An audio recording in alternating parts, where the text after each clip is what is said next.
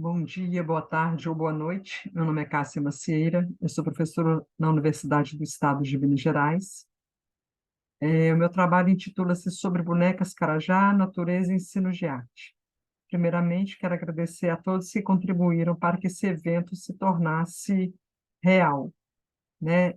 Ciente do que nós passamos aí na pandemia e que agora estamos juntos presencialmente de novo, de certa forma. Todo mundo já conhece a boneca Carajá no Brasil. É um assunto muito pesquisado pelos antropólogos, já bem sistematizado, mas eu trago ele aqui a partir de uma perspectiva do ensino da arte, de como ele pode contribuir para que a arte indígena não seja estereotipada. Então, aqui de imediato a gente tem aí nessa imagem eh, essas, tanto, né, a mulher indígena, quanto esse círculo que chama Amaruri, que tem tanto na boneca quanto, né, na própria indígena. Então, a gente pode pensar assim que fazer uma boneca carajá e relacionar com ela é não esquecer de que se é uma carajá, né? Então, é um artefato cultural que mobiliza toda a etnia, porque apesar de ser uma produção feminina, são os homens, né, os companheiros que também ajudam a fazer. E as bonecas são muito comercializadas hoje por turistas em Goiás, distribuída, né, por comércios no Brasil inteiro. É, e a gente pode pensar que essa boneca ela teve alterações do século XIX para o século XX e agora do século XX para o XXI, sempre podendo ser confirmada já essa alteração pela presença do homem branco, né, esse turista que quer comprar essa boneca. Essa boneca ela vai passar do barro cru para o barro cozido, o cozido nós chamamos de cerâmica, e esse processo aí de transcriação, de transformação, ele pode ser aferido por vários vetores. Um deles é que uma forma com menos detalhes, quando ela vai passar pela queima, ela tende a quebrar menos. Então, pode-se pensar nisso também. Agora, uma produção mais rápida, para atender um turista, ela também foi estilizada. Então, como a gente vai poder ver aqui, são formas que tiveram alteração. Então, voltando aqui, pensar essa boneca no ensino da arte, ela foi reconhecida como Patrimônio Cultural do Brasil, né, pelo IFAM em 2012. Ela, aqui o objetivo é de criar uma consonância com a Base Nacional Curricular, de como é que a formação de professor, né, esse assunto na sala de aula pode é, pode ser pensado, como eu já falei, sem ser estereotipado. Reverter a situação de exclusão histórica, né, pelo ensino da arte, protagonizar, protagonizar a diversidade cultural indígena, não pensá-la como outricidade, mas como natureza uníssona, e, como eu já falei, é não esquecer que se é um carajá, né? E não tem como pensar essa boneca fora da natureza. É uma boneca, né, que precisa de recursos naturais para ser feita.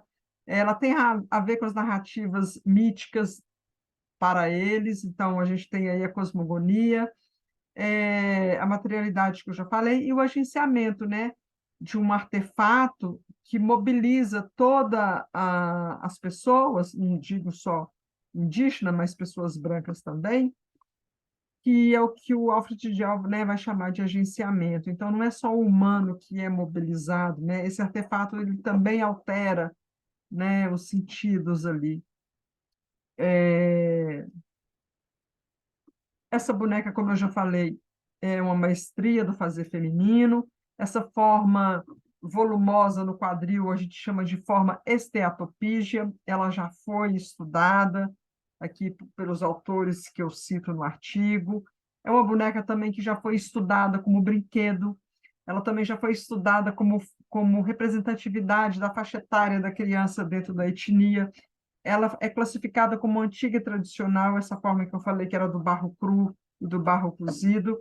E eu, como comparativista, sou do grupo, né, de estudos da arte, dos estudos comparativistas, Eu penso sempre em comparar essa boneca, mas a partir dela da outra boneca, e não fora, né, da etnia.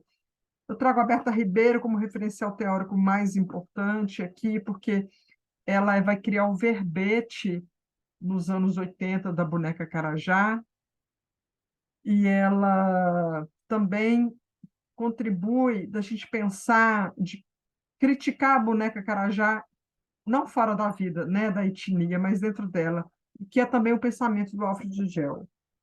Aqui as diferentes formas da boneca, que eu já comentei. Veja que essa aqui, em preto e branco no início, são as bonecas antes do século XX. Tem a presença da palha, tem a presença da cera. Quando essa aqui, olha que tem uma cera preta, é a cera de abelha.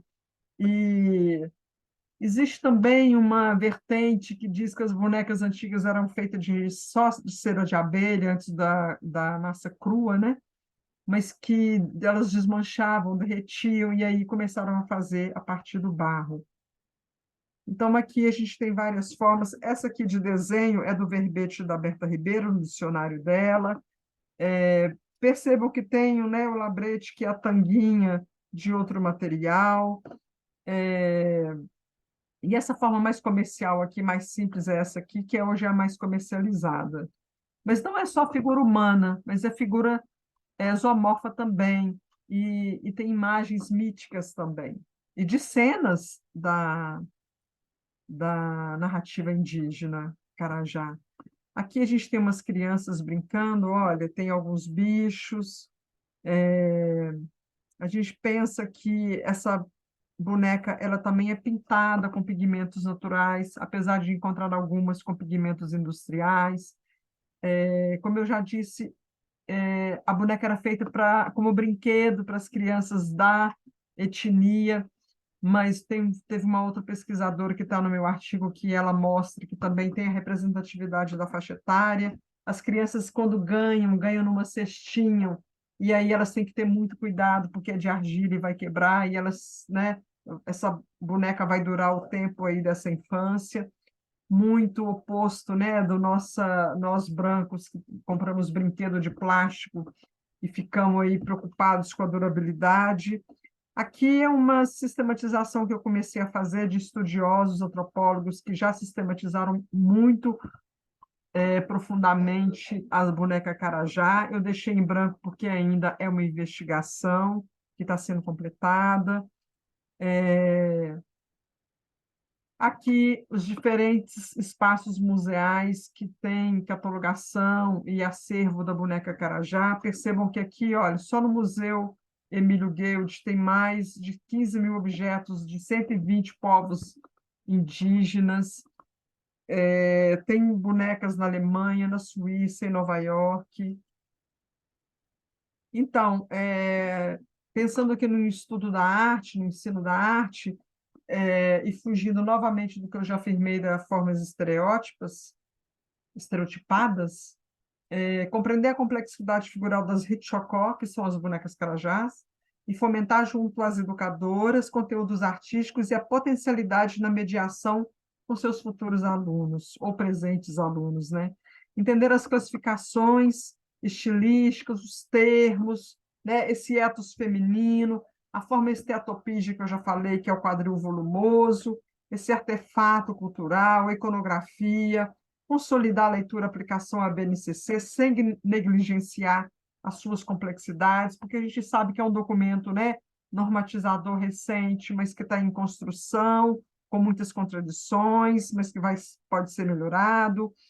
Trocar, coadjuvar saberes com essas futuras educadoras, né, alinhado aí com o BNCC, fortalecer as competências, adotar estratégia lúdica, ao invés de ficar reproduzindo boneca carajá em sala de aula, mas como é que pensar esse objeto cultural em relação a nós, contextualizar conteúdos de componentes curriculares, pensar nesse material assertivo, né? Nós temos tintas naturais que a gente pode trabalhar, a gente pode pensar na argila como materialidade com os alunos, de que ele é feito, onde que tem na nossa região, tem outras pessoas que trabalham na nossa região, tem outras bonecas, E as bonecas de polímeros, né, que nós temos na nossa cultura?